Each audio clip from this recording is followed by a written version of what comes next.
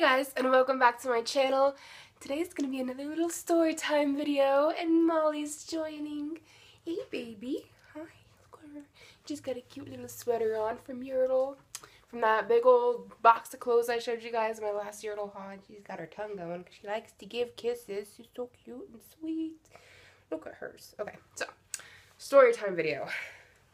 Time I got pulled over for robbing a convenience store. Okay, so I was with one of my ex-boyfriends at the time. He was my boyfriend, but yeah, this was several years ago.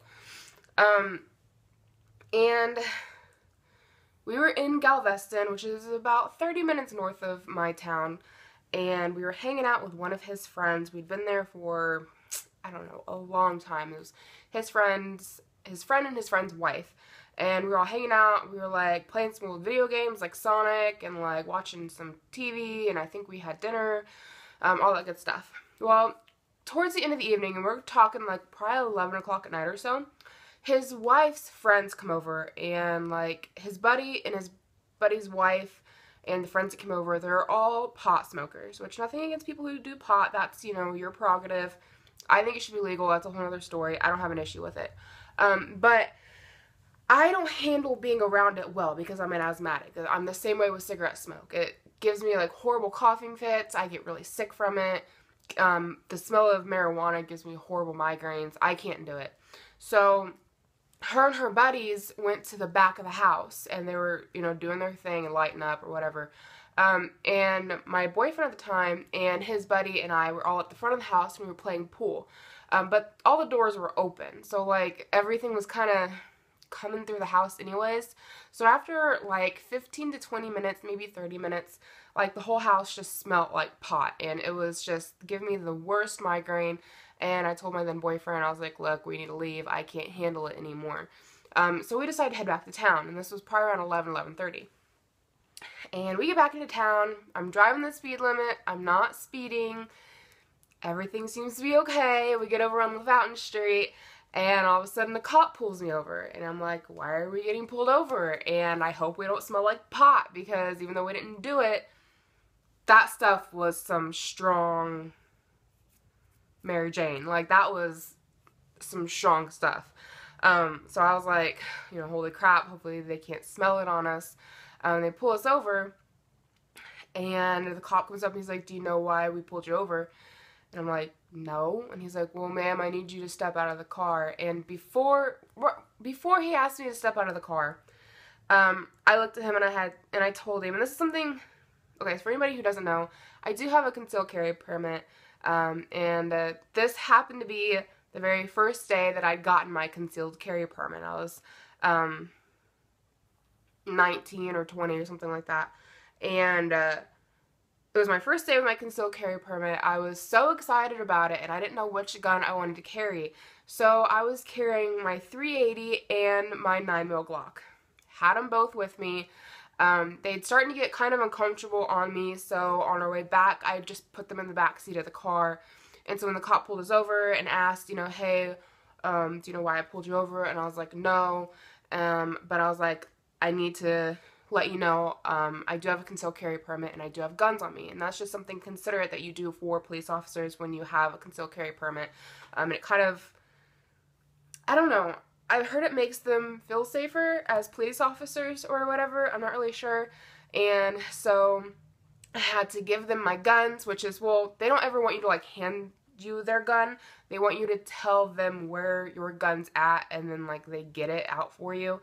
And so they're in my back seat, and I was like, they're in my back seat, and he just, you know, reached back there and got them, and he unloaded them, and then he ran their numbers.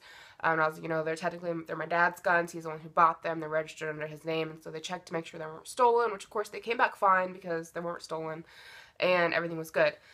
And then he's like, ma'am, I need you to step out of the car. And I'm like, this is getting really weird because I've been pulled over before with my guns in my car for speeding, and I was just, you know, tell them where it's at. They get the gun, they run the numbers, they know it's not stolen. Then they like give me a ticket or they give me a warning or whatever, give me back my gun, and then send me on my way. Well, they kept my guns for the moment, and they had me get out of the car, and they pulled me around to the back of the car while my boyfriend's still sitting in the car, and they asked him, numbnuts, They asked him, do you have any weapons on you? And he was like, no, I don't have anything. And they're like, okay, well, sit there and we need to talk to her. And they pulled me around to the other side of the car, like to the back by the trunk. And they're like, so you don't have any idea why we pulled you over today? And I was like, well, tonight. And I'm like, no. And they're like, well, your car matches the description of a vehicle who just robbed a Village Pantry over on whatever street. And at this point, I'm like, fuck me. Like, my car matches the description, and I have 2 guns in the backseat of my car. What the fuck? That's my luck. But my car at the time, I was driving a green Neon. It was older than dirt. All the hubcaps had fallen off of it, so I spray painted the rims silver, and I had a bull, because I'm a tourist, and I had a bull emblem on the trunk of my car. And they were like, okay, so we pulled you over because your car matches the description of a car that just robbed a 7-Eleven. And I was like, the car has a bull emblem on it, and they have the hubcap sprayed silver. And that kind of took the cop back for a second, and he was like, yeah, it does.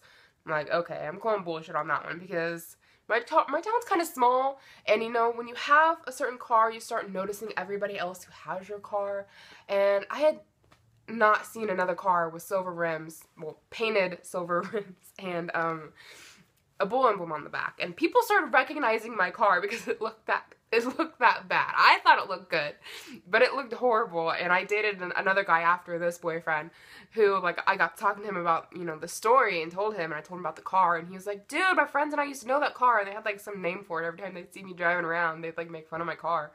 That's just how small my town is. Like, you can start recognizing vehicles when they look different, because it's unlikely you're going to see more than one that look like that.